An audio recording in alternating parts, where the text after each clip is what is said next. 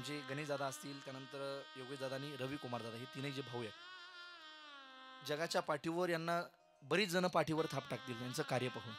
बरीच जण म्हणतील तुम्ही फार चांगलं जगताय, फार चांगलं काम करताय, फार चांगलं तुम्ही तुमचा प्रपंचाचा गाडा पुढे ओढताय. पण जगानं आमच्या पाठीवर मारलेली थाप एका बाजूला असते. मला वाटतं जगाची मारलेली थाप एका बाजूला आणि आमचे वडील जर सध्या असते तर आमच्या वडिलांची पाठीवर मारलेली थाप एका बाजूला. आम्ही म्हणतो नेहमी आई आपल्याला कडेवर उचलून घेते.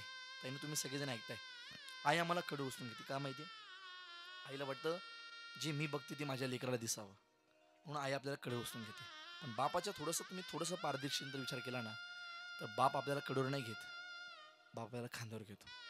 बापाला वाटतं जे मी पाहतो ना त्याच्याही पुढे माझ्या लेकरांनी पाहावं, माझ्यापेक्षाही मोठं व्हावं, ही फक्त बापच जास्त भावना असते. जगाच्या पाठून आमचे स्वतःला त्या ठिकाणी हितचिंतक म्हणून गेले अनेक लोक असतील. तुमचं भलं झालं पाहिजे, तुम्ही मोठे झाले पाहिजे, हितचिंतक अनेक लोक भेटतील महाराज. पण जगामध्ये बापासारखा हितचिंतक कोणीच नाही.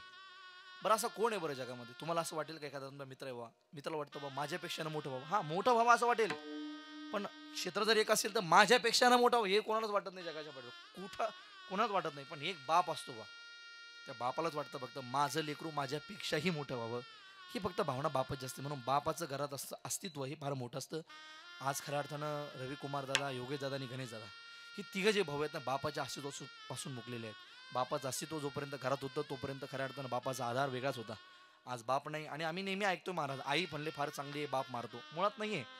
जेवढी आई चांगली तेवढा बापही चांगला असतो. पण आम्ही टी व्ही सिरियलमध्ये पाहतो आई मारत नाही, आई प्रेम करते, बाप मारतो, बाप रागवतो. असं नाहीच आहे मुळात. जेवढी आई चांगली तेवढा बापही चांगला आहे. अरे बाप म्हणजे नारळ आहे.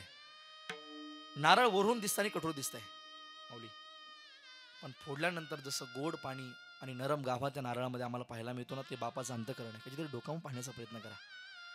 आम्ही सहज म्हणतो आई 1 रुपया दे, तर आई पाकिटामध्ये हात घालते ना आमच्या हातामध्ये 1 रुपया टेकवते.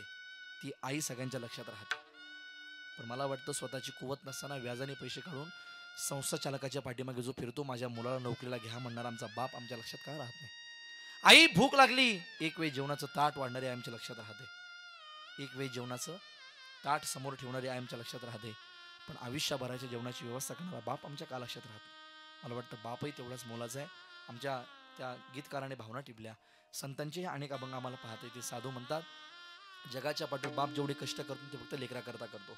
जेवढे कष्ट बाप करतो ते फक्त लेकरा करता करतो. ताई तुमचा जर बाप माहेरात जिवंत असेल ना, माय तुम्ही एक सर्वे करा कधीतरी. तुमचा बाप जर माहेरात जिवंत असेल आपला सगळ्यांचा, ताई तुमचा आणि आपला बाप जर घरात जिवंत असेल तर बापाचं अस्तित्व आमची बाप कधीच पिशवी रिकामी जाऊ देणार नाही. आमचं माहेर आम्हाला भरून वाटेल आणि तोच बाप माहेरातला संपू द्या.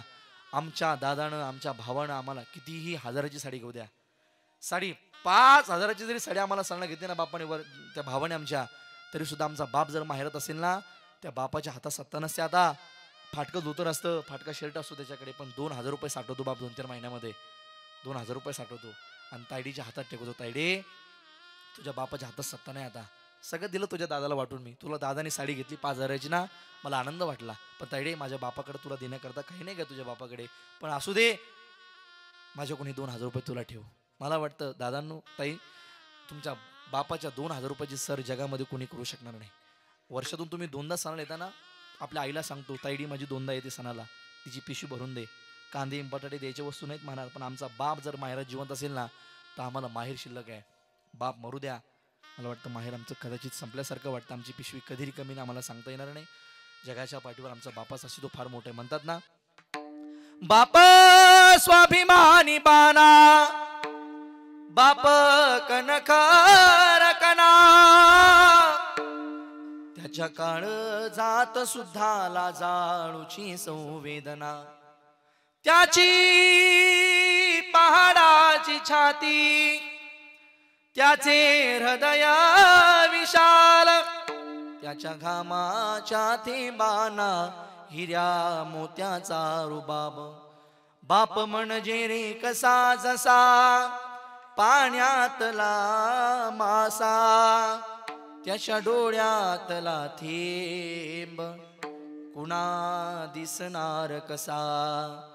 बाप साठवतो अश्रू वाट पाहि त्या क्षणाची, जन्मभराचे रडतो लेक जाताना सासरी, लेक जाताना सासरी. जगाच्या पाठीवर बाप रडत नाही. कोण म्हणतं बाप रडत नाही? एखादा तो बाप रडलेला आहे. म्हणून आमचा बाप जर माहेरात असेल, आमचा बाप जर घरात असेल, तर बापाची सेवा करणं ही मला वाटतं जगामध्ये आम्ही केलं पाहिजे. कारण बाप एकदा की ढगाळ गेला, परत कधी आम्हाला दिसत नाही. मातीत एकदा बाप मिसाला की परत असं म्हणतात, ढगाळ गेला सूर्य परत दिसेल, पण मातीत गेलेले मायबाप कधी दिसत नसतात. आम्ही नाही एखाद्या दिवस मंदिरात गेलो तरी चालेल, नाही आम्ही एखाद्या दिवस मंदिरातल्या देवाचं दर्शन घेतलं तरी चालेल, पण तळेगावकर आम्ही आमच्या घरात असणाऱ्या आई बापरूपी देवत्याला कधीच घराच्या बाहेर ढकलून देता कामा नये.